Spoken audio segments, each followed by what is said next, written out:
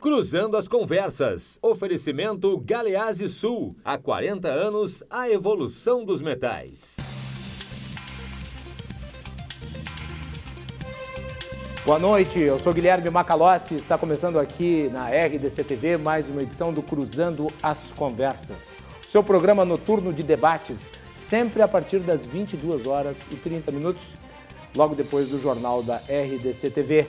Você nos acompanha com as informações do momento, os temas mais importantes que impactam na nossa sociedade. O jornal da RDC TV vai ao ar a partir das 10, logo em seguida o nosso programa. E você pode nos assistir pelos canais 24 e 524 da NET e também pelas redes sociais. Nós estamos no YouTube, no Facebook, no Twitter e no Instagram. Você pode mandar a sua mensagem pelo Facebook e participar do nosso debate no chat, ao vivo, durante o curso deste programa. Não deixe de interagir, não deixe de participar. A sua participação é muito importante para nós. No programa de hoje, nós vamos debater sobre o resultado do primeiro turno da votação da reforma da Previdência na Câmara dos Deputados e também o debate sobre os destaques que está acontecendo nesse exato momento lá na Câmara dos Deputados. Então, o debate prossegue, apesar de uma parte dele já ter sido executado. Para falar sobre isso, nós convidamos o economista Bruno Lanzier, que está aqui conosco, e também o empresário, professor, doutor em administração, engenheiro e eletricista Camilo Borgna. Do outro lado da mesa, nós temos a sócia fundadora do escritório GPGM Advogados, especialista em mestre em Direito, professora universitária Cibele Gralha Mateus. E também o presidente do Sindicaixa e membro da direção nacional da CSP Condutas, Érico Correia. Muito bem. Senhores, ontem, durante o dia todo, houve uma sessão de votação no Congresso Nacional, na Câmara dos Deputados, sobre a reforma da Previdência, o texto que já estava em debate há muito tempo e que chegou ao plenário depois de ter passado pela Comissão de Constituição e Justiça, a Comissão Especial, e daí então para o conjunto dos parlamentares. O resultado foi, na minha avaliação, bastante impressionante, porque durante o dia eu conversei com vários parlamentares e as sondagens que fazíamos ficavam ali 330, os mais pessimistas, 340, 350, os mais otimistas. Eu falei com 4, 5 deputados ontem e ninguém chegou a falar em 379 votos. Quando eu abri o resultado, eu fiquei pasmo. 379 votos. Foi a maior vitória de uma PEC na história da Câmara dos Deputados, desde a redemocratização. Nunca tinha tido uma votação como essa. A oposição, 131 votos, com várias defecções. 8 parlamentares do PDT votaram a favor da reforma da Previdência, 11 parlamentares do PSB votaram a favor da reforma da Previdência.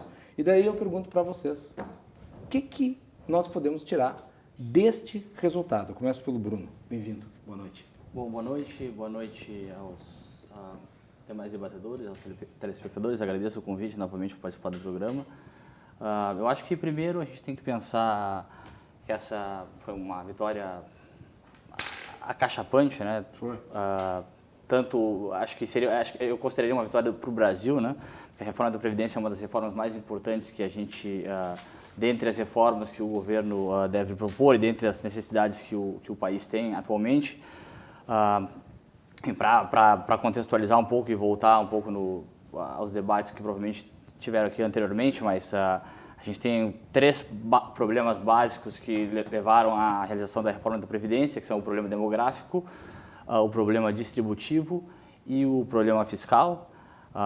De um lado, a gente tem uma população envelhecendo muito rapidamente, né, a transição demográfica, uma proporção de população com mais de 65 anos em relação aos jovens ou população que contribui efetivamente, né,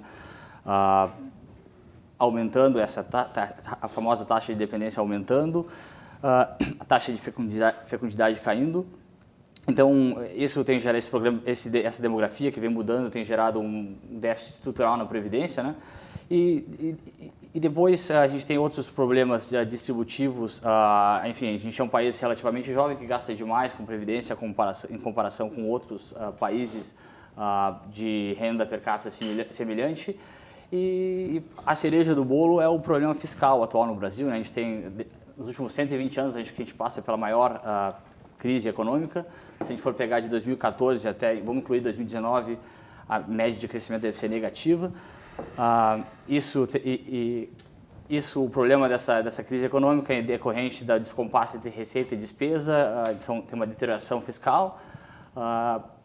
Boa parte dessa deterioração fiscal foi, em parte, devido ao aumento de gastos previdenciários, né, que passaram em torno de 5% do PIB em 1997 para mais de 8% do PIB em 2018. Então, a gente tem um aumento de gastos previdenciários, enfim, casado com essa mudança demográfica e um problema distributivo em termos de como o orçamento está sendo alocado, né, e como vem sendo alocado cada vez mais a previdência em comparação com outros gastos, como investimento. Então, a gente tem que resolver um problema fiscal gigantesco. Então, a reforma foi proposta porque se a gente não reformasse a Previdência, que é um gasto muito importante dentro do orçamento, a gente recorreria nesses problemas fiscais que eu comentei anteriormente, ou seja, a gente continuaria com baixo crescimento. E por que a gente continuaria com baixo crescimento? Porque esse alto nível de gasto tem feito com que a dívida pública tenha crescido a taxas acachapantes, enfim, a razão de dívida PIB está mais de 80% atualmente. E o que isso tem ocasionado? Queda no consumo e queda no investimento, né? Basicamente porque a necessidade de financiamento do governo é muito grande. Então, a gente tem taxa de juros mais alta do que teria em outra situação, ou seja, o investimento tem caído e o consumo também, né? E esses dois problemas acabam, uma redução na atividade econômica, acaba, enfim, aumentando o problema inicial, que é a descompasso entre receita e despesa. Então, por causa desse problema gigantesco que a gente tem, isso reflete um pouco, acho que, a votação que a gente viu na Câmara, né? Eu acho que é muito difícil, por um lado, é muito difícil para os parlamentares individualmente entender, assim, como é que eles se beneficiariam de uma aprovação de uma reforma da Previdência, né? Porque tem, de repente, um parlamentar preocupado com uma duplicação de uma BR em algum ponto particular, de repente do Nordeste ou do Centro-Oeste do Brasil. E essa é uma reforma, como eu falei, eu imagino que ela beneficiaria toda a economia brasileira e geralmente o executivo. Então, o parlamentar geralmente tem dificuldade de entender como ele se beneficiaria votando em favor da reforma da Previdência, né? Mas a situação que se colocou é que, se a gente não aprovar uma reforma que pelo menos reduz um pouco o crescimento dos gastos, né? A reforma não vai... não é que os gastos previdenciários vão diminuir, mas eles vão crescer menos, né? Taxas menores, né? Então, se a gente não fizesse uma reforma que pelo menos reduzisse o crescimento desses gastos previdenciários, a gente entraria numa situação de colapso. Então, acho que um pouco dessa votação reflete, enfim, parece que o parlamento nunca teve tão forte quanto atualmente. E tu julgas, Bruno, que o texto que foi aprovado ontem, ele tem um tamanho e uma abrangência adequadas? Eu li os relatórios de algumas consultorias, que eu costumo ter acesso, e estava ali na margem de 890, 900 bilhões. O valor pretendido pelo Paulo Guedes era de 1 trilhão, 100 bilhões. Sim, a instituição fiscal independente do e Senado tem os coloca... destaques aí, né? Dependendo do destaque, tira 100, 200 Sim, claro, né? Falando em 130 bilhões, talvez, que pode reduzir, né? Reduzir essa economia, né? Eu acho que 800 bilhões, em torno de 800 bilhões de economia, para os próximos 10 anos, é um montante razoável, né? Fica acima, por exemplo, do valor pretendido de economia pela reforma do Michel Temer. Sim, que caiu chegando a quase 400 bilhões, né? Então, enfim, não chegou a ser aprovada, mas... Não, tinha uma JBS no meio do caminho. Claro, mas eu acho que é um montante razoável para que a gente possa voltar, pelo menos, é uma primeira reforma importante de outras que devem vir, como a reforma tributária, mas é uma reforma importante que deve fazer com que os gastos cresçam cada vez menos e que a gente retorne ao caminho do crescimento econômico, né? Todas as estimativas dão conta de que, com essa reforma, mesmo com a economia de 1 trilhão, davam conta de que o PIB poderia crescer em torno de 2 ou 3 pontos percentuais a mais, né? E qual a importância disso? A importância disso é que, geralmente, como a gente vê em crise, quem é que mais prejudica com a crise, né? A gente vai pegar, são geralmente as pessoas que são inexperientes e pouco qualificadas, né? São os mais pobres. Não é que eles se beneficiam, né? Eles são mais afetados do que os mais ricos, né? E quem é mais beneficiado com uma trajetória de crescimento econômico são eles também, né? São também a percentual da população que é, em geral, a mais pobre. Então, é importante que a gente retome essa trajetória de crescimento. porque o Brasil ainda é um país relativamente pobre, que produz pouco, e eu acho que essa economia de 800 bilhões vai ajudar nesse fator. Doutora Cibele, bem-vinda, boa noite. Prazer recebê-la. Boa noite a todos. Boa noite, muito obrigada pelo convite. Então, assim, o que eu poderia dizer no intuito de contribuir com esse nosso, vou chamar de bate-papo, tá? É um bate-papo. Tá certo. A reforma que foi proposta pelo governo inicialmente não é a reforma que foi aprovada pela Câmara dos Deputados. Verdade. É uma reforma bastante diferente e não apenas pelo impacto econômico, né, de que seria 1, não sei quantos trilhões e vai ser 800 bilhões a reforma. Não é apenas isso. Isso era 1,1, né? Não é apenas essa a questão. A questão é o governo acreditou numa reforma, ele criou uma reforma e a Câmara dos Deputados, legitimamente, no meu sentir, até porque isso faz parte do exercício democrático, né? O presidente ele tem o poder de propor o projeto de emenda à Constituição, mas ele tem também de se submeter ao procedimento democrático legislativo de análise do Congresso Nacional. Então, hoje, a gente poderia dizer que nós estamos perante uma reforma da Câmara dos Deputados muito mais do que a reforma que foi inicialmente preconizada pelo governo.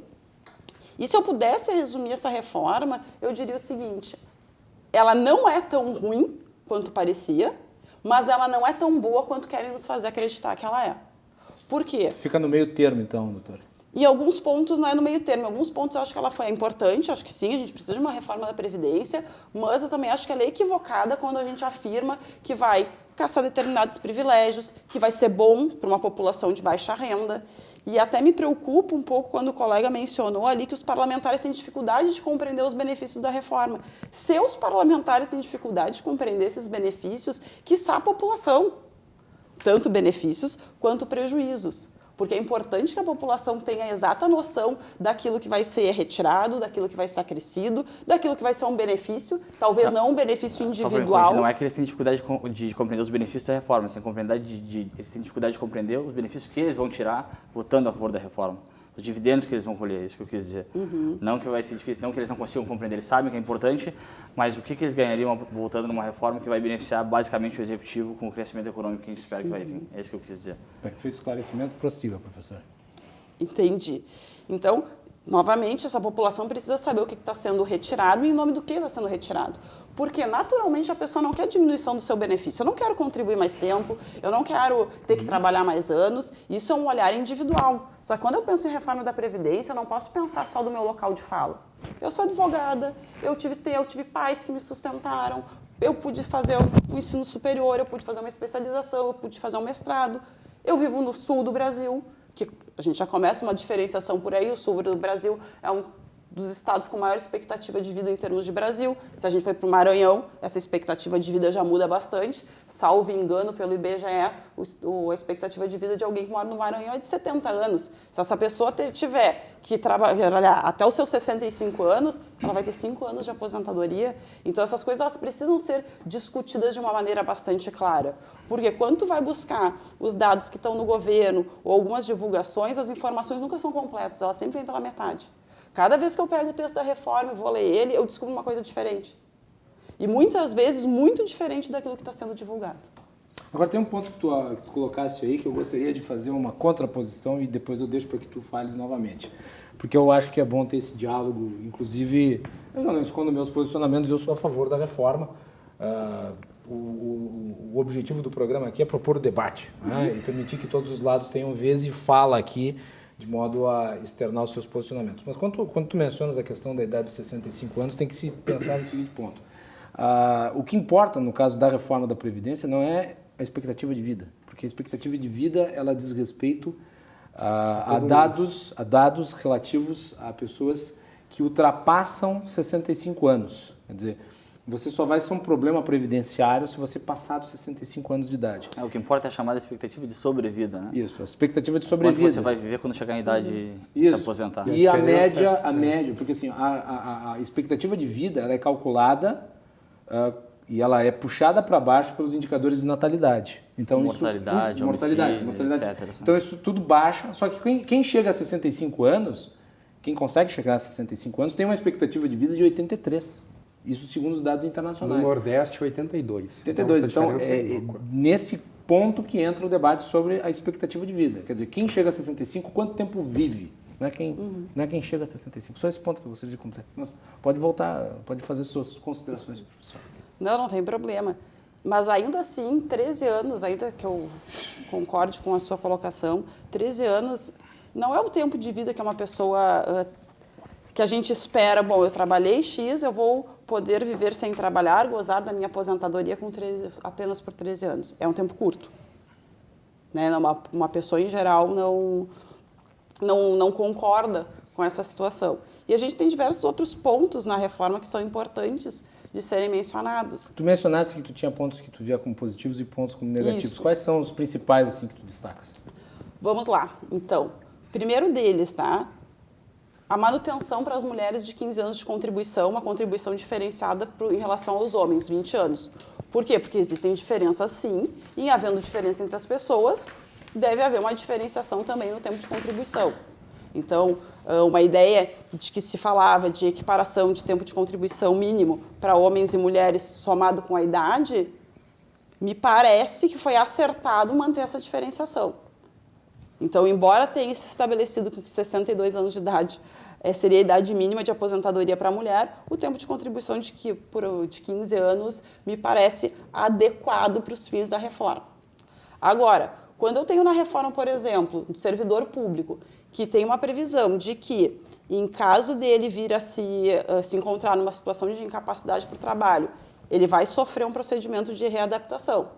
Então, imagina o seguinte, a pessoa está trabalhando, por alguma razão ela diminui a sua capacidade laborativa, mas não vai se enquadrar para fins de uma aposentadoria por invalidez, vai sofrer um processo de readaptação. A previsão, salvo o melhor juízo, é de que ele poderá ter, inclusive, diminuição do valor do seu vencimento, por uma coisa que não foi escolha dele, ele foi vítima de uma determinada fatalidade que diminuiu a capacidade elaborativa dele. E isso me parece não ser um ponto positivo da nossa reforma, e que foi aprovada dessa forma no Congresso Nacional. Os cargos eletivos, muito se diz que os ocupantes de cargos eletivos vão estar sujeitos às mesmas regras que o regime geral de previdência social.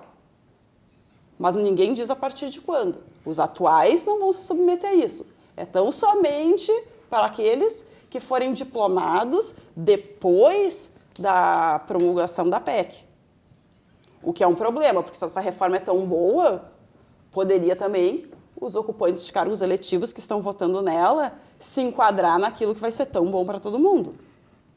Enfim, esses são alguns pontos iniciais. Perfeito. Senão eu vou ficar falando... Depois a gente volta para você e continua então fazendo a análise. Camilo Borner, prazer recebê-lo, boa noite. Boa noite, Guilherme, obrigado pelo convite. Prazer estar outra vez aqui no programa. Muito boa noite aí, Cibele, Érico e Bruno. Espero que a gente faça um bom debate, que eu acho que vai ser bem polêmico. Sobre a reforma, ela foi bastante fatiada, né, e alterada ao longo do tempo. Eu considero, está longe da reforma dos meus sonhos. Né? Tu faria uma reforma mais dura, eu tenho certeza. Eu faria uma reforma muito mais dura. Para mim, a única forma da gente preservar os direitos, né, das pessoas, ou melhor dizendo, preservar a propriedade de cada um deles, isto é, o produto do seu trabalho, é fazer com que o produto do trabalho seja preservado e devidamente remunerado ao longo do tempo. Isso significa que a única solução para a gente poder sair desse esquema piramidal, desse esquema Ponzi, que é o sistema previdenciário brasileiro, que é o sistema de repartição, é a gente ter um sistema individual, um sistema baseado em capitalização, onde cada um, né, tem a sua própria poupança. Essa capitalização que, aliás, ficou de fora do relatório do Essa, para mim, é a única forma da gente poder fazer com que a gente não tenha que ficar debatendo questões que são de ordem individual. Eu posso achar que, daqui a pouco, no meu modelo de vida, eu quero trabalhar até eu morrer. Ele, daqui a pouco, quer se aposentar com 50. Isso são questões de ordem individual, onde a gente não pode fazer inferências um sobre o outro, e a gente trabalha em cima de um modelo que nos obriga a se importar com a idade que ele vai se aposentar. A idade que ele vai se aposentar, ao meu ver, é uma decisão dele e de acordo com o planejamento dele. Ele pode querer optar, por exemplo, por fazer uma reserva ao longo da vida dele maior do que a minha, porque ele quer se aposentar antes. Isso é uma opção individual. Então a gente acaba tendo um sistema promíscuo que faz com que eu preciso ficar olhando para ele, para o meu vizinho, de que forma ele vai se aposentar. E isso faz com que a discussão seja remetida para o campo da política, que faz com que as decisões acabem sendo suscetíveis a lobby. Tanto é assim que a reforma foi, em grande parte, deturpada por conta do corporativismo de algumas categorias, e vamos falar aqui, dar nome aos bois, o pessoal ligado à área da segurança, né, elegeu uma bancada muito forte ali na onda, né, do Bolsonaro no ano passado, e eles acabaram tendo um poder bastante forte, e o Bolsonaro, de certa forma, afrouxou porque ele... Não, de certa forma não, ele afrouxou. Porque ele sempre foi vinculado a esta área. E o PSL, só para ter uma informação, 4 deputados do PSL que estavam na comissão especial foram substituídos porque o governo tinha medo que eles votassem contra o relatório do Samuel Moreno em virtude da pressão dos setores da polícia. Então, como é que a gente... Então, como é que a gente resolve isto? A única forma de resolver é fazendo que cada um seja proprietário do seu próprio dinheiro, da sua própria poupança. Esta é o único modelo que eu considero eticamente, tá, e moralmente aceitável.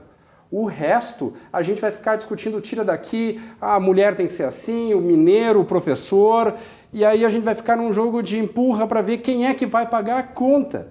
E isso não faz o mínimo sentido. Por que grande parte dos deputados acabaram cedendo à reforma e teve essa vitória acachapante? Porque existe um problema de ordem fiscal. Hoje, 52%, quase 53% do Tesouro é consumido pela Previdência, e se nada for feito em 15 anos vai chegar a 100%. Não vai ter dinheiro para absolutamente nada, não vai ter outra opção a não ser o calote. Alguns países passaram por isso e decidiram, inclusive, cortar as aposentadorias. Eu me lembro aqui, faz questão de 10 anos, no Uruguai, se fez um corte linear em todas as aposentadorias. Fizeram por quê? Porque não tinha dinheiro. Não tinha mais o que fazer. Portugal fez isso, a Grécia discutiu isso, porque existe um problema que aí entra a questão demográfica. As famílias cada vez têm menos filhos e as pessoas vivem cada vez mais, e não dá para a gente ficar se baseando numa conta que partia da premissa que uma família tinha 3, 4 filhos e a pessoa morria aos 65, morria aos 70 anos. As pessoas morrem com 80, com 82, e o que importa para fins de uso da Previdência é a idade de quem chega na idade de se aposentar. E a expectativa de vida, inclusive em estados bastante pobres, relativamente, se a gente comparar aqui no Rio Grande do Brasil, com o Maranhão, por exemplo, sobe bastante quem chega a 65. Quem chega a 65 anos, no Nordeste, morre com 82 anos.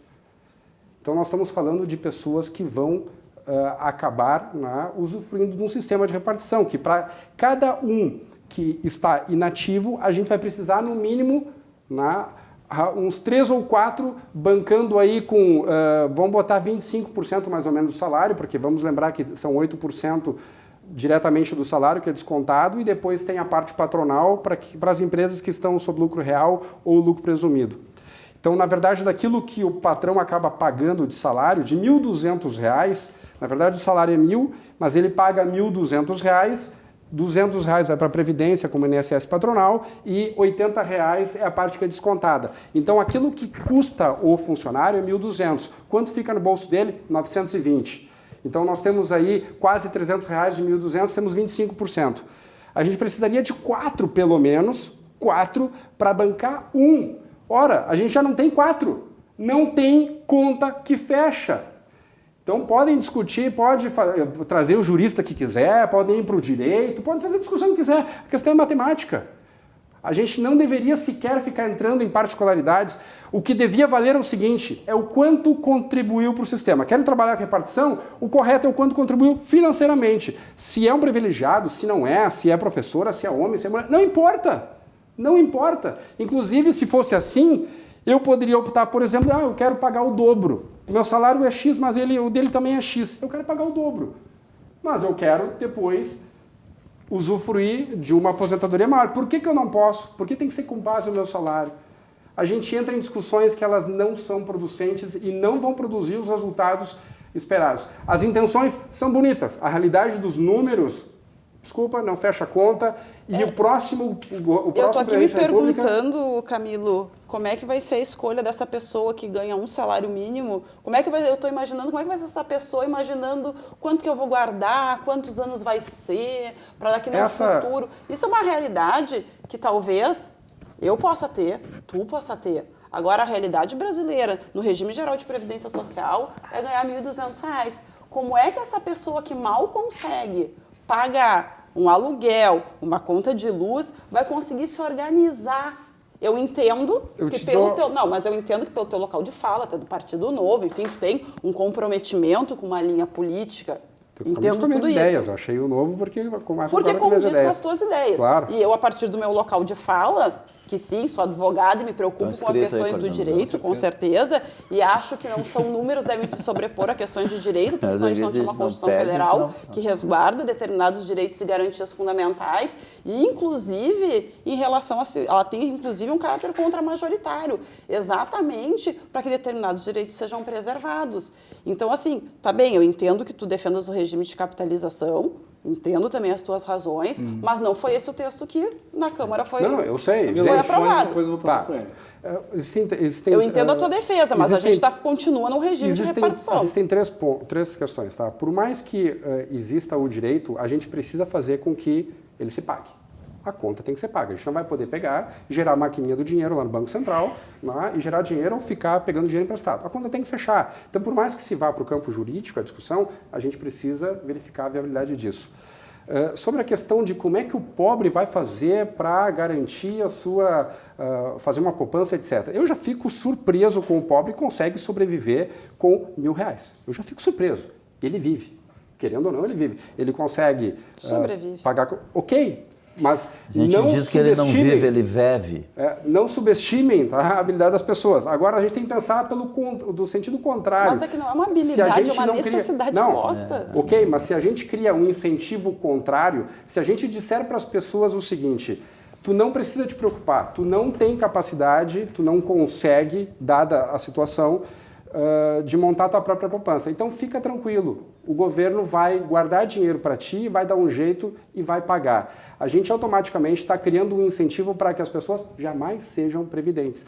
Por consequência, nós não temos um sistema de previdência social, nós temos um sistema de imprevidência social. A gente tem um sistema que incentiva as pessoas a não serem previdentes, porque a gente está dizendo para elas que alguém vai cuidar da vida delas. Isso, para mim, é um erro filosófico que faz com que a gente comece muito mal o sistema. Bem, Érico. Não esperava essa. Tem que escolher. Não, eu quero pegar um pouquinho. O debate é assim. Quero dar boa noite. Boa noite A todos que estão nos assistindo.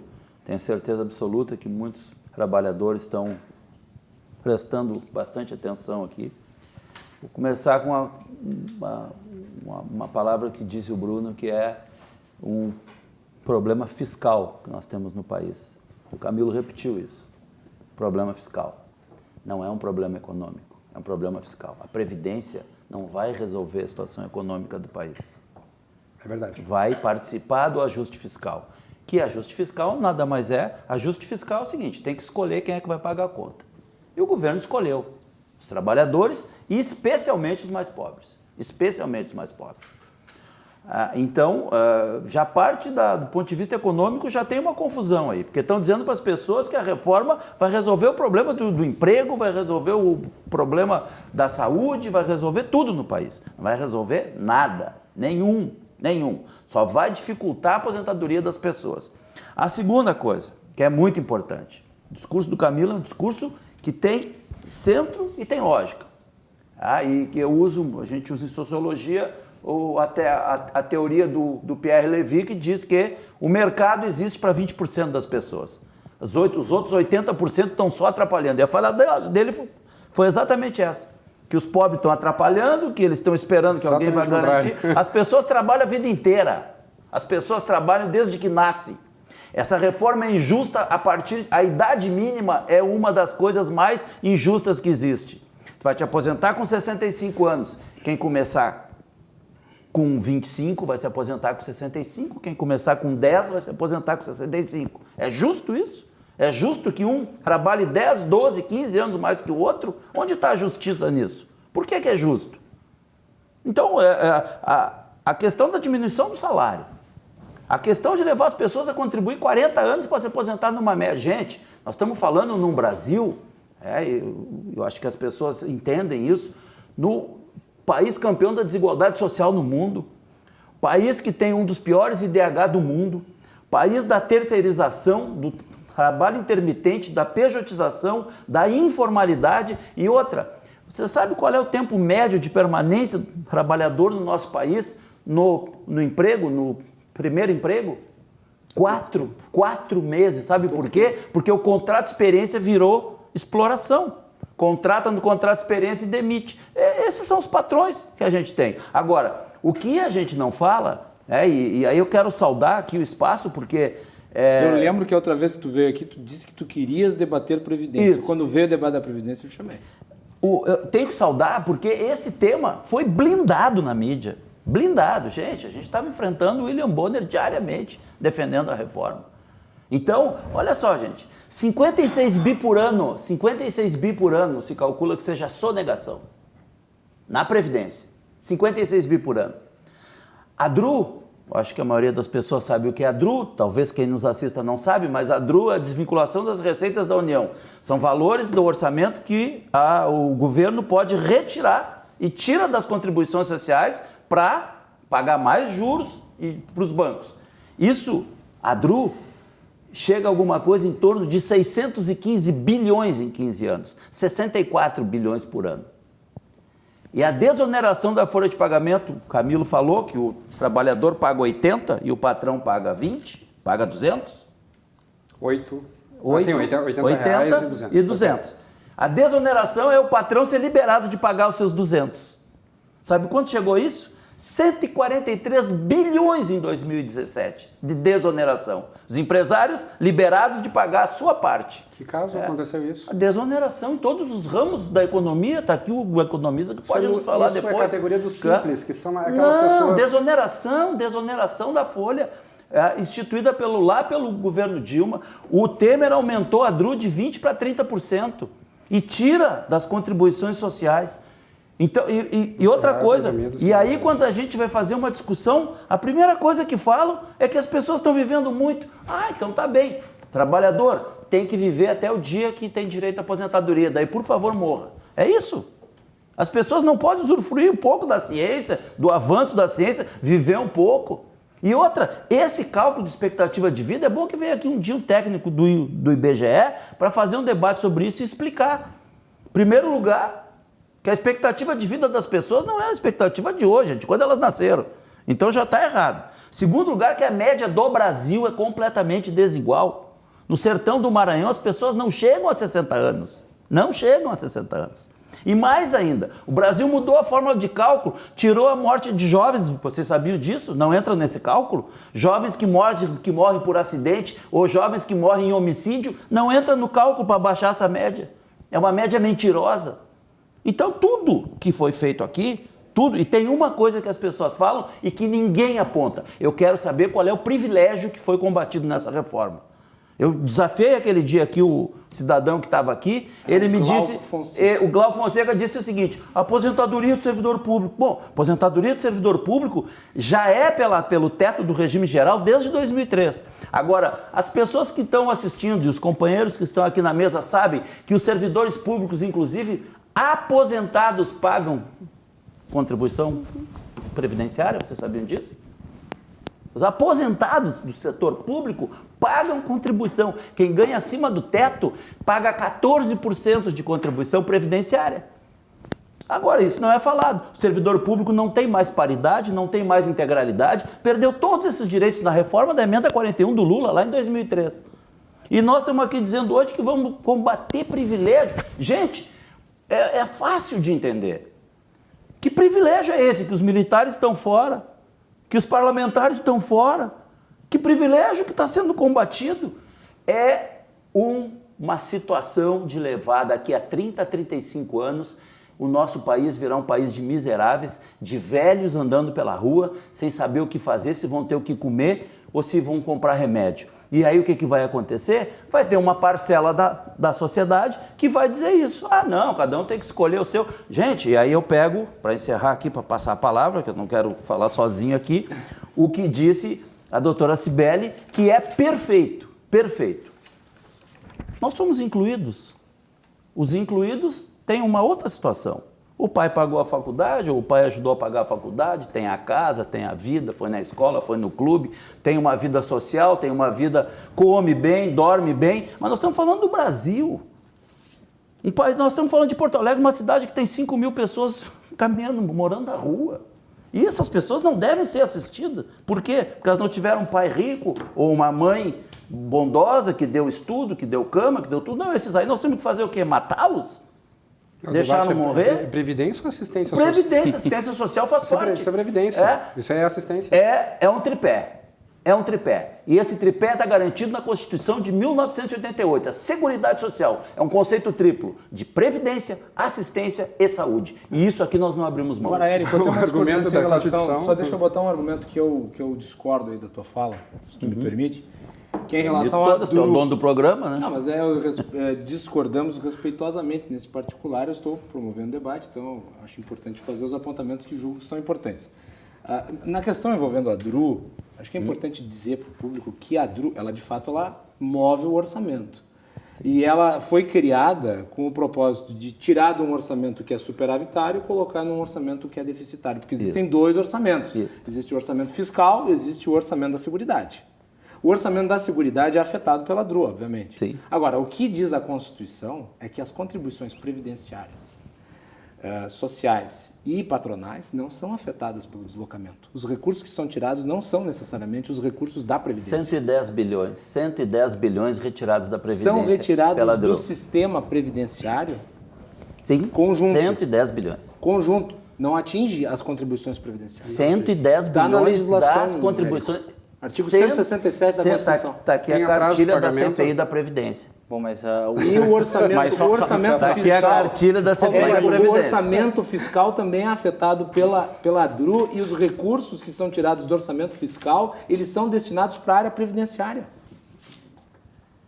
Isso daí está nos dados do Tribunal de Contas. A desoneração, tá? A DRU, né? A desvinculação. Isso, desvinculação Isso, das receitas da das União. receitas. Tá? 614 bilhões entre 2000 e 2015. 1 bilhão... não, isso chegaria a um tri, não sei quanto, e aumentou de 20 para 30. Tá?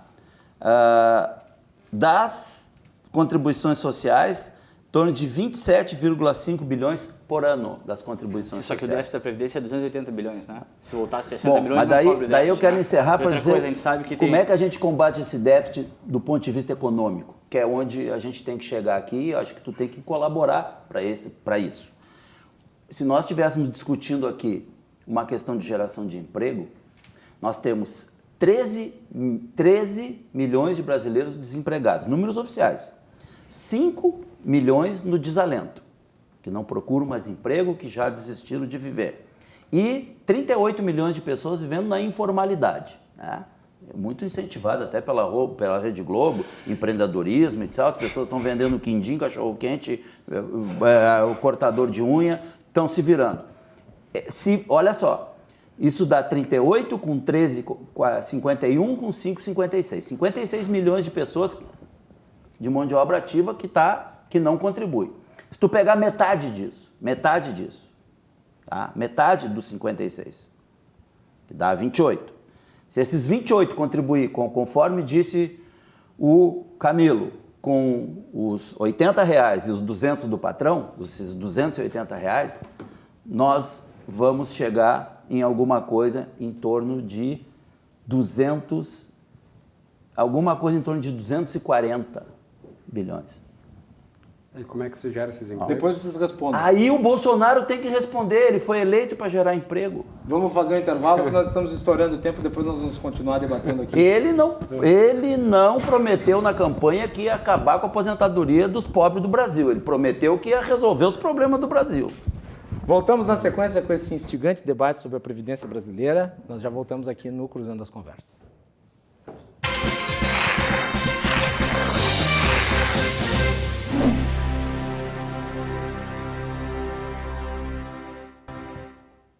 De volta aqui com o Cruzando as Conversas. Você nos acompanha pelos canais 24 e 524 da NET e também pelas redes sociais. O Cruzando as Conversas é um oferecimento de Galeazzi Sul, há 40 anos a evolução dos metais. Estamos aqui com o Bruno Lanzer, a Cibele Gralha Mateus, o Camilo Borner e o Érico Correia. Estamos falando sobre a votação da reforma da Previdência. Antes de passar a palavra para o Bruno, eu quero só sustentar minha opinião em relação à DRU, porque eu peguei aqui o texto da Constituição. Artigo 195. 1. Das seguintes contribuições sociais. Do empregador. São vedados, artigo 167 e 195. São vedados no 167. A utilização dos recursos provenientes das contribuições sociais, de que trata o artigo 195, incisos 1, alíneas A e inciso 2º, para a realização de despesas distintas do pagamento de benefícios do regime geral de previdência social de que trata o artigo 201. E daí vamos para o artigo 195, inciso A, linha A e inciso 2º. 1. Do empregador da empresa e da entidade a ela equiparada na forma de lei incidente sobre, a linha A, a folha de salários e demais rendimentos do trabalho pagos ou creditados a qualquer título à pessoa física que lhe preste serviço, mesmo sem vínculo empregatício. Inciso 2º, do trabalhador e dos demais segurados da Previdência Social, não incidindo contribuição sobre aposentadoria e pensão concedidos pelo regime geral de Previdência Social de que trata o artigo 201. Isso é o que está na Constituição. Tá bem. Eu vou sustentar que tem e depois vou te mandar. Então, perfeito. Não, tu verifique, vou sustentar que tem, tá? Porque é um arcabouço legal. E essas coisas, elas tem outras leis que fazem parte dessa. Deixa eu começar então. Vamos lá, Bruno. Voltando. Continua. Bom, que a gente, não é que eu tenha sustentado, por exemplo, que a reforma da Previdência resolveria todos os problemas do Brasil, né? Não é a única bala de prata, né? Mas eu sustentei que tem 3 pilares que levaram a gente a fazer a reforma da Previdência, né? O primeiro, o problema demográfico, e aí quando a gente fala em expectativa de vida, né? Realmente a expectativa de vida é muito diferente entre as diferentes regiões do país, porque ela é afetada por questões socioeconômicas, né? Agora, o que a gente estava comentando, que o que importa para a Previdência é a expectativa condicional de vida, a expectativa de sobrevida. Quem chega na idade de se aposentar, quanto tempo esse vai viver? Isso não difere muito entre as regiões, diferentes regiões, seja no Nordeste, seja no... Mas desculpa, mas só para ajudar, a contribuição, ela não tem por base um cálculo atuarial que leve em consideração isso? Porque quantas pessoas contribuem 20, 30 anos e morrem antes e esse dinheiro não volta para a família? Perfeito. Mas desculpa. A crítica é que é terrorismo dizer para as pessoas assim, ó, tu vai morrer e não vai te aposentar. Tá? Ou vai aproveitar 3 dias. Se a expectativa é 60 anos e tem que contribuir até os 65, tu na média tu vai morrer sem te aposentar. Mas não é por causa da Previdência. Sim, mas você já morre se aposentar. Ele já vai morrer. Ele já morre se com reforma ou sem reforma ele vai morrer. Tá? Agora, isso que não estamos discutindo aqui é a alteração horrível que o Bolsonaro fez na aposentadoria por invalidez. Depois eu vou falar sobre isso. Para quem vai se aposentar, o que importa é a expectativa dele a partir daquele momento. Este é o ponto. Só é uma questão sutil. Não quero te interromper, mas outra coisa que tu dissesse também que a gente precisa... Fiquem livres para debater. Claro. Vamos fazer uma coisa rápida, tem 5 minutos. Vamos conversando. Tu chegou a botar de forma linear, inclusive quem atua em atividade altamente insalubre, que tem tudo igual. O cara é mineiro, trabalha lá no subsolo, no meio de uma contaminação absurda e não interessa, ele tem que se aposentar com 65 anos. Essa pessoa teria que ter um planejamento distinto, tá? Dada a profissão que ela tem. Isso que tem que fazer o governo.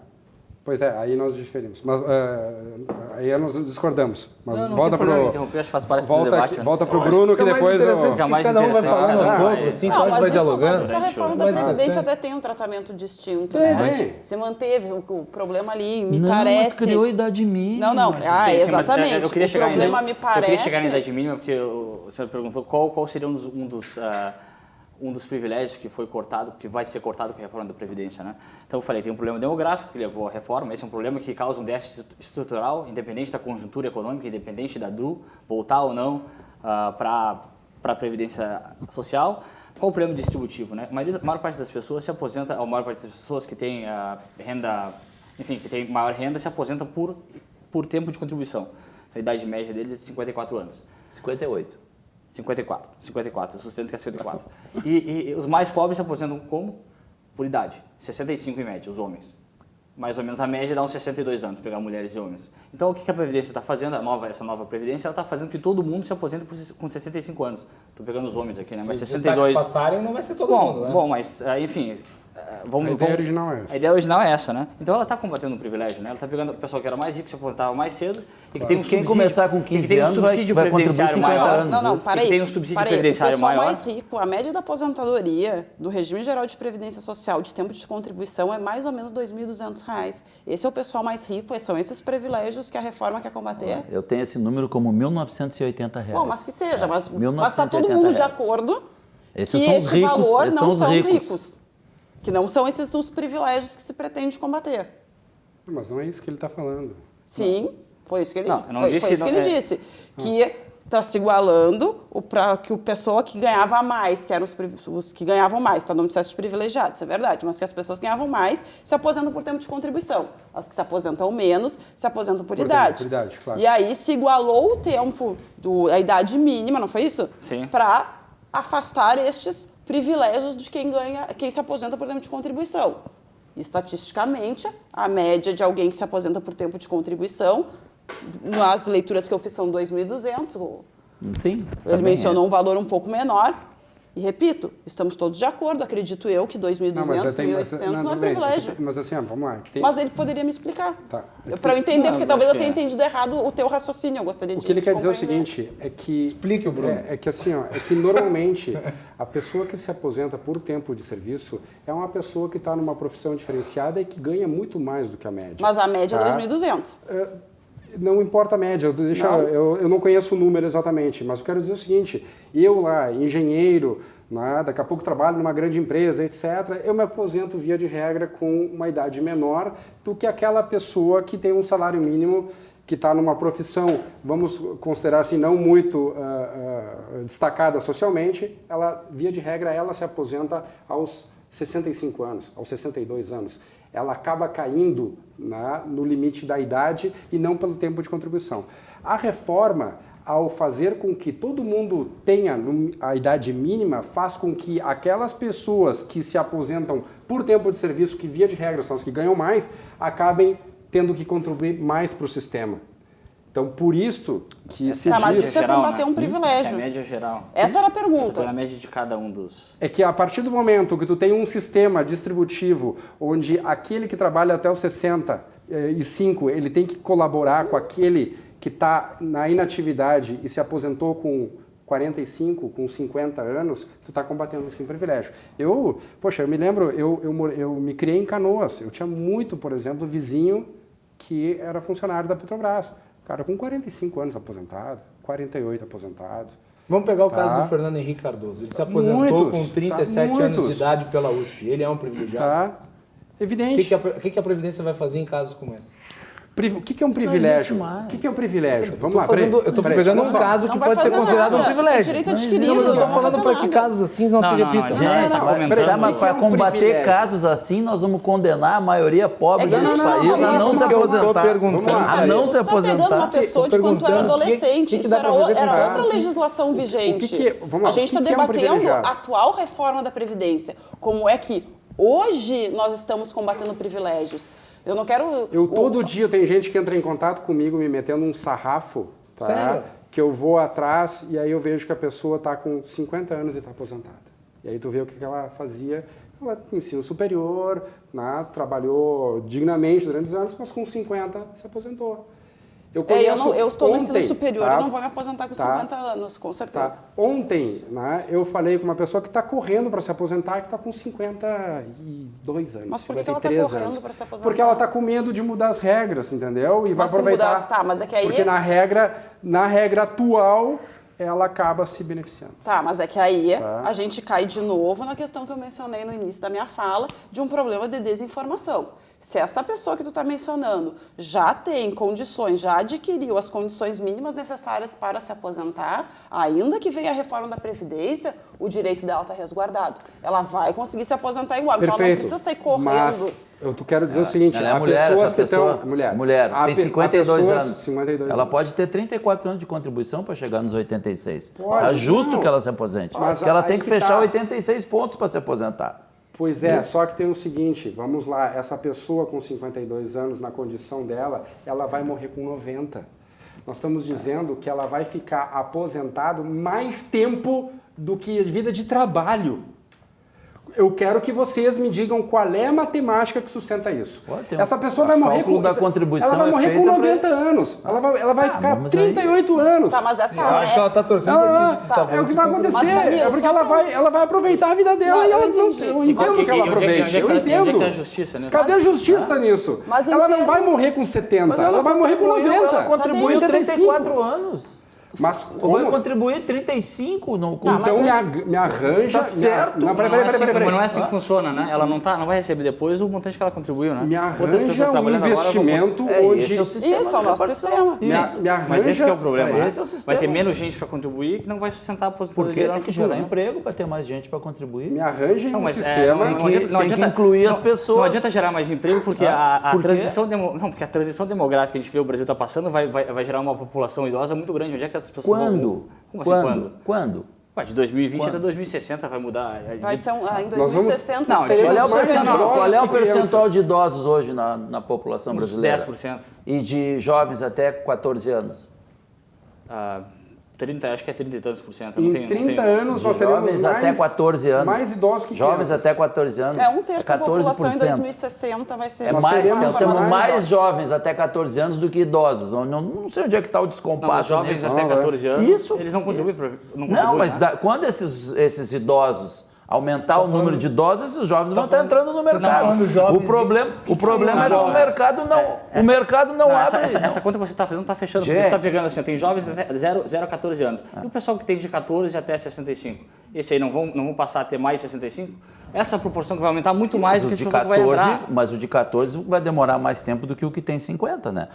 O que nós temos que Não, considerar... tem 50, mas nós o que tem temos que 64, o que considerar tem 63, o que é tem 62. Gente, o Paulo Guedes é o exemplo cabal disso. Há um direcionamento para o mercado financeiro em detrimento do setor produtivo. Não se abre posto de trabalho no país. Tudo é investimento financeiro. E aí tem tudo isso. E outra, veja só, na calada da noite deram uma isenção de 84 bilhões para o agronegócio. Isso ninguém acha um escândalo. Isso ninguém acha escandaloso. 84 bilhões nessa reforma que saiu agora. De isenção para o agronegócio. Isso pode. Isso pode. Agora, assistir a pessoa que chega aos 60, 65 anos de idade, com 60 anos de idade, eles querem dar R$400. É isso? Mas o governo argumenta que não tem nada. É isso? Como não tem? Só uma Não, mas é que, na informação, só uma verdade, informação. esses Aqui, ó. R$400 mudou, tá? Só uma informação.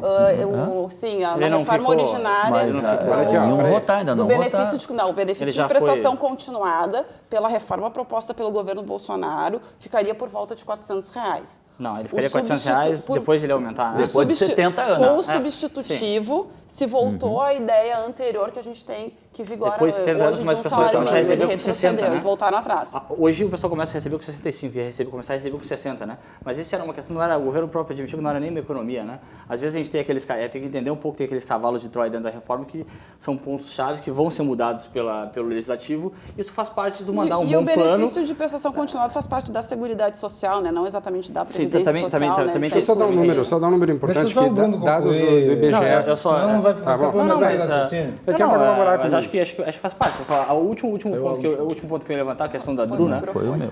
A questão da DRU não é exatamente que a DRU ela foi feita para tirar de um regime superavitário e colocar num regime deficitário, porque ela também tinha uma questão de distribuição dos recursos da Então União eu tô com os errado, municípios. então. Uma das outras Quem questões disse era... isso fui eu. Sim, mas não era exatamente só isso, porque também tem a questão de distribuição de Certo. recursos E para dos onde municípios vão os e União. recursos da DRU? Não, como assim, para onde vai? Tem dois Pra onde orçamentos, vai? um orçamento de Seguridade Social e um orçamento o orçamento fiscal, né? Isso. Hoje em dia a gente sabe que o orçamento de Seguridade Social é deficitário, o da Previdência também é deficitário, então por mais que ele vá de um lado, ele vai do orçamento de Seguridade Social para o orçamento fiscal, ele tem que voltar, né, para tapar o buraco desse orçamento, né, do outro orçamento que é deficitário.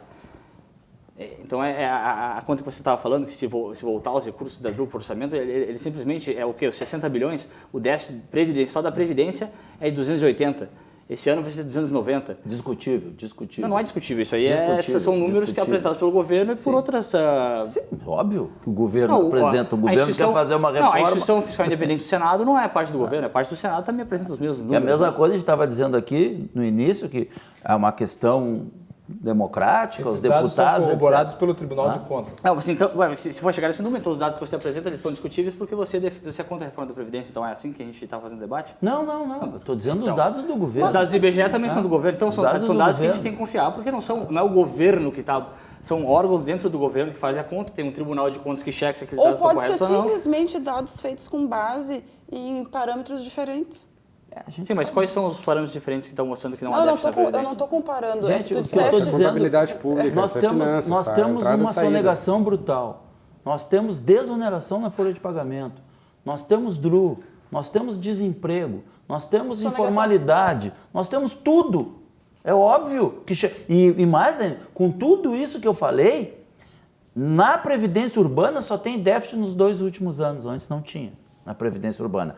Por quê? Porque aqui tem uma manobra contábil que é o seguinte, eles pegam o valor das aposentadorias rurais, que é verba assistencial e não previdenciária, e somam, e dizem que está negativo, e não é verdade. Agora, o que eu falei da DRU, e eu quero que as pessoas vejam aqui... Não, atualmente é rural do regime geral É a da Previdência Social, questão não é a para assistência. onde vai o dinheiro. Isso é o mais importante. Está aqui na pizza. Pra onde é que Olha vai o aqui o dinheiro? amarelo. Juros e amortização da dívida. 1 trilhão, 40% do orçamento da União. Isso é a mesma coisa que... Essa conta é falsa.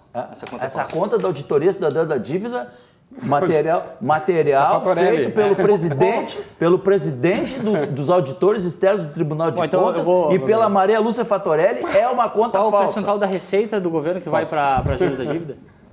Qual o percentual da receita do governo que vai?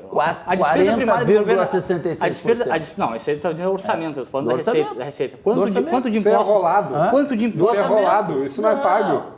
Rolado. Isso é rolado. É rolagem. Tem uma parte que é juros, outra parte que é rolagem da O dívida. Brasil remunera saldo de banco. O Brasil não tem O dinheiro que superávit dorme no primário. banco, o Brasil remunera. Peraí, o Brasil não tem superávit primário. Como achas que se paga esses 40% aí?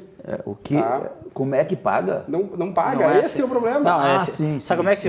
Os bancos estão mal de vida mesmo. A gente vê que os bancos estão muito mal de vida. A gente troca Os dívida... trabalhadores estão muito bem, tanto é que tem que ser arrochados e Agora, uma coisa contribuir tem que ser 40 dita anos. sobre o cálculo da pizza, né? O valor relativo a juros... e Previdência 24%. Mas o valor relativo, daqui, posso? Pode. Essa parte aqui, que é a parte dos juros, amortização da dívida, que eu chamo de rolagem da dívida, isso aqui também existe porque os bancos, o setor bancário tem um cliente de peso. Chamado que se chama governo, Estado. chama Estado. O Estado é um cliente de Vamos peso lá, vamos para lá. os bancos. Relações promíscuas, que, Deixa- nós não, que não é o... Mas tem ou não tem? Tem ou não tem? Tem. O Brasil ajuda o sistema através da sua própria natureza agigantada. Por isso que se paga tanto juros no Brasil. Deixa eu fazer um comentário breve sobre esse gráfico aí. Na verdade, ele está falando... Bom, tem um gráfico que ele está tipo 40% é o quê? É juros e amortizações da dívida, né? Isso, do Vamos lá, orçamento. Quanto de receita vai para pagar juros e amortizações da dívida atualmente? Nada. Né? Porque o Brasil tem, como ele falou, tem déficit primário, não tem superávit. Né? Então nada da receita vai para pagar isso aí. Como é que isso é pago, então? O juro, como é que o juro é pago? O juro é pago porque a gente emite nova dívida para pagar esse juro e transforma a dívida velha em dívida nova, aí tem a rolagem, isso é simplesmente uma conta financeira. Né? Sim. Mas Então não tem é uma desencaixe. despesa. Não tem desencaixe. Não tem uma despesa que vem da receita, né? Esse dado não é realista. Professora, vamos lá. Bom, O bloco está mais livre, mas eu acho que não, é mais mas tá bem. Eu interessante. quero retomar então só algumas questões, já que a proposta inicial era a gente falar sobre a PEC que foi aprovada na Sabe que Câmara dos o assunto se desanda, deputados. né? Não, mas estão assuntos todos correlatos, na verdade, Sim, né? com certeza. É que eu insisto na ideia de que a gente precisa ter conhecimento daquilo que está sendo votado para efetivamente ter um posicionamento consciente. Esses tempos a gente fez uma pesquisa, assim, essas pesquisas se fazem online, de quantas pessoas tinham lido o texto da reforma da Previdência. Achou alguém? Não, achei. Claro. Não, e o número dar não um foi tão prêmio pro inexpressivo. O número, se eu não me engano, deu por volta de 40%, considerando E aí, de novo, a gente tem que ver do nosso local de fala, Mas é por né? isso que as pessoas elegem seus representantes, né? Não, mas aqui a gente tem que ver o nosso local de fala. Isso foi feito no Facebook. Eu sou professora do curso de Direito. Então, várias das pessoas que participaram desta enquete são estudantes de Direito ou, na sua maioria, advogados, juristas, que naturalmente têm ou deveriam ter uma preocupação em saber o efetivo texto daquilo que está sendo escrito. Então, algumas questões que me preocupam na reforma. Aposentadoria por invalidez. A pessoa que hoje for se aposentar por invalidez, pela nossa reforma, ela vai se aposentar com 60% do seu salário de benefício. Antes era 100%. Eu, particularmente, não vejo como é que isso vai aumentar consumo, como é que isso vai implementar receitas, etc. Claro que seja feita a devida consideração que, pela nossa reforma, pelo que está sendo votado, que foi aprovado, aquelas pessoas que forem aposentadas por invalidez, e não é esse o termo que eles têm utilizado, eles têm falado em benefício de incapacidade permanente para o trabalho. É um nome mais, digamos... Mas mudaram, mas tucanaram enfim, o nome. Bolsonaro atucanou agora. Se for nesse caso, o benefício vai ser 100%. Então, não é para todas as... Por quê? Porque, de novo, na Câmara se modificou isso. Não era, salvo o melhor juízo, essa a ideia inicial. Então, 60% é um valor baixo. E não é 60% do quanto a pessoa ganha. É 60% da média de todo o período contributivo dela até aquele O momento. que faz sentido, né? Porque ela contribuiu durante toda a vida, a gente não pode pegar o último salário dela e dizer que vai se aposentar com esse salário, né? Não, e não é assim, não. Isso não Mas é novidade na 80%, reforma. só Isso descarta atualmente 20% já é assim. hoje. Só descarta Não pega a 20%. média de todas as contribuições, né? Não, atualmente não. Atualmente Pega de é 80%. Sim, eu sei, mas eu estou dando um dos exemplo maiores esdrúxulo para mostrar que salários faz sentido contributivos. pegar a média de toda... Por quê? Porque a pessoa, via de regra, quando ela começa a trabalhar, ela começa a trabalhar com uma renda muito menor do que aquela que ela vai terminar a sua vida. Mas também então, contribui com para um valor menor, garantir um potencial de compra, uma melhoria da qualidade, uma manutenção da qualidade de vida dessas pessoas, se optou por desconsiderar esses 20%. Então, a pessoa que vai se aposentar após a reforma vai se aposentar com menos do que ela imaginou que fosse se aposentar. E hoje, muita gente ainda, por exemplo, que vai lá no meu escritório, acha que vai se aposentar, tem certeza que vai se aposentar com base no último salário. E não vai. Não vai e já não ia. Né? Não é por causa da reforma. Ela já não ia antes, em razão desse cálculo atuarial que o colega ali mencionou. Não tem como eu me aposentar com o último salário. Tu acha que devia se aposentar com o último salário? Não. Não acho isso, porque aí com certeza o cálculo fica insustentável. Não tem como, porque eu contribuí ao longo da minha vida por um valor muito não necessariamente, mas um valor inferior. Mas a média dos 80% maiores me parece bem melhor do que o período integral de aquisição do direito dessas pessoas. Eu me lembro na década de 90, era muito comum nas empresas, funcionário que estava com horizonte de aposentadoria nos próximos 5 anos. Isso, é que se contava os últimos 5 anos, O que ele fazia? Ele ia lá e pedia, aumenta meu salário, eu pago a diferença. Então, quando a gente cria um sistema com incentivos, era normal, na década de 90, era normal, nas empresas se pedia, existia um acordo tácito. Era outra. 36 meses. Tá? Era 36 meses. Era 5, 36 meses. 3 anos. Mas essa não é mais nossa realidade. Não Isso já está superado, a gente já está numa outra realidade.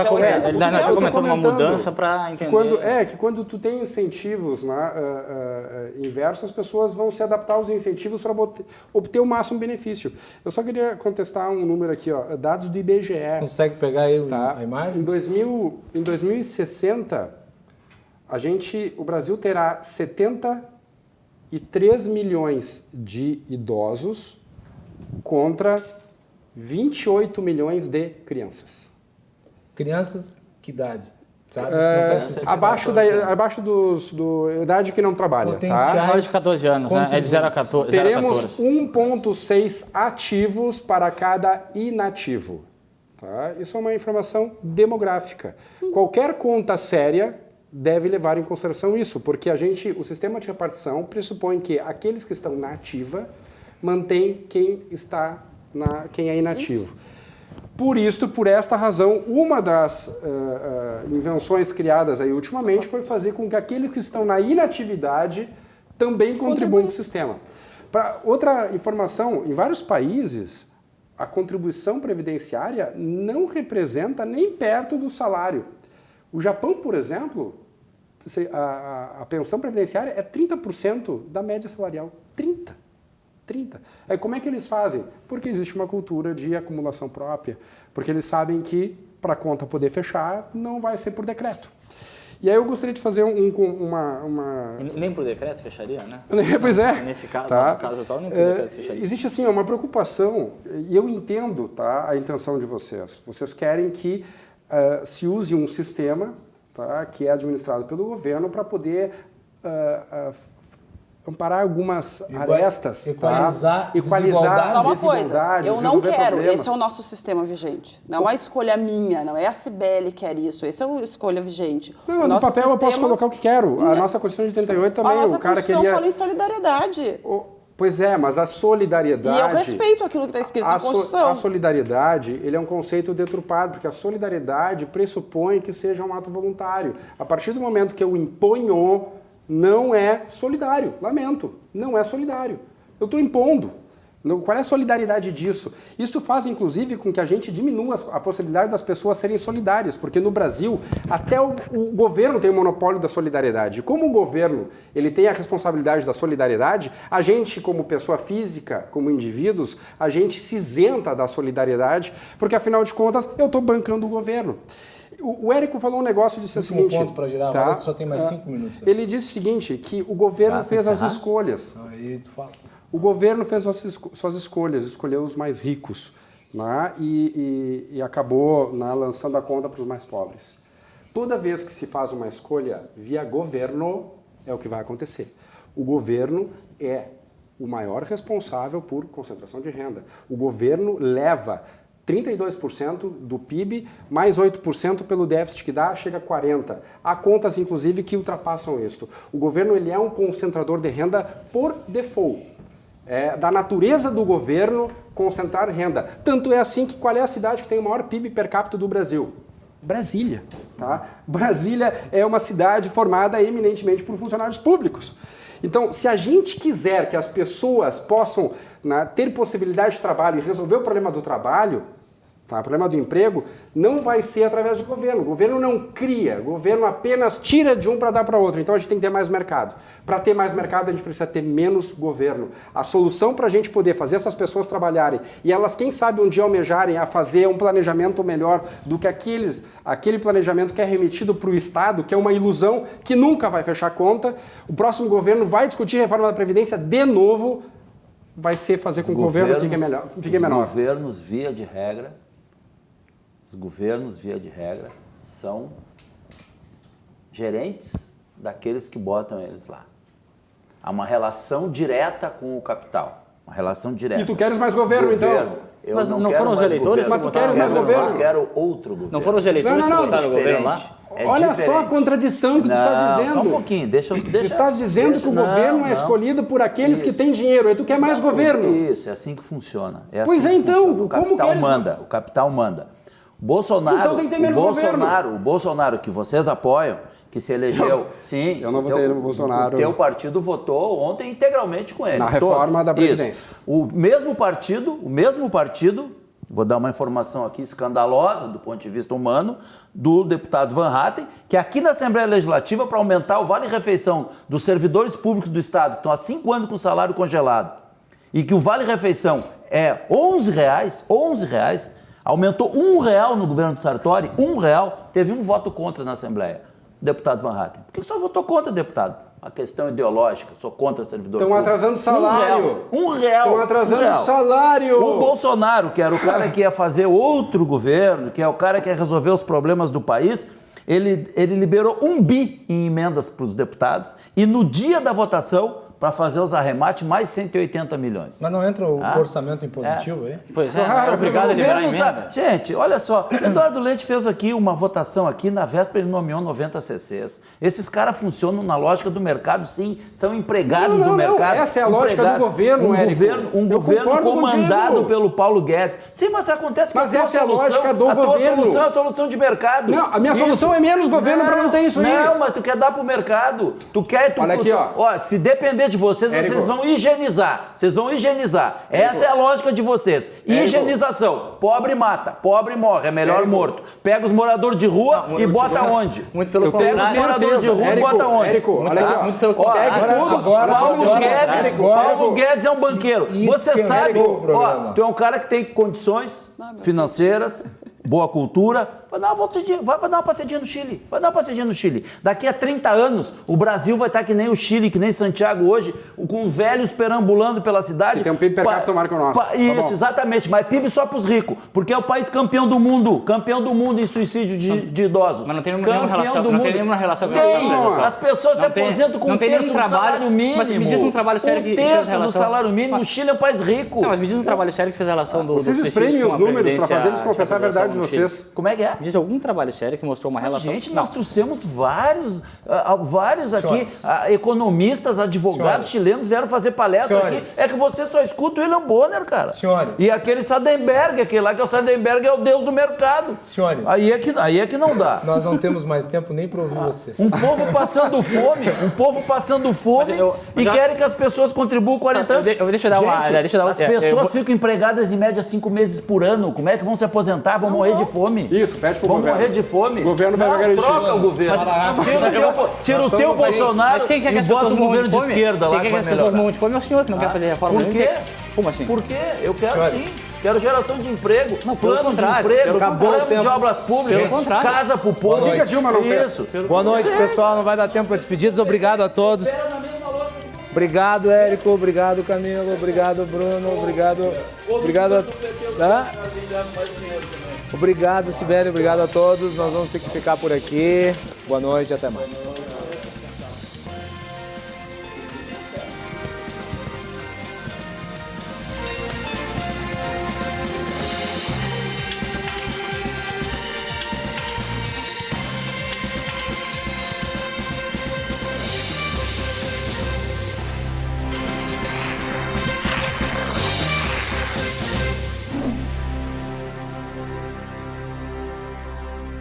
Cruzando as Conversas. Oferecimento Galeazzi Sul. Há 40 anos, a evolução dos metais.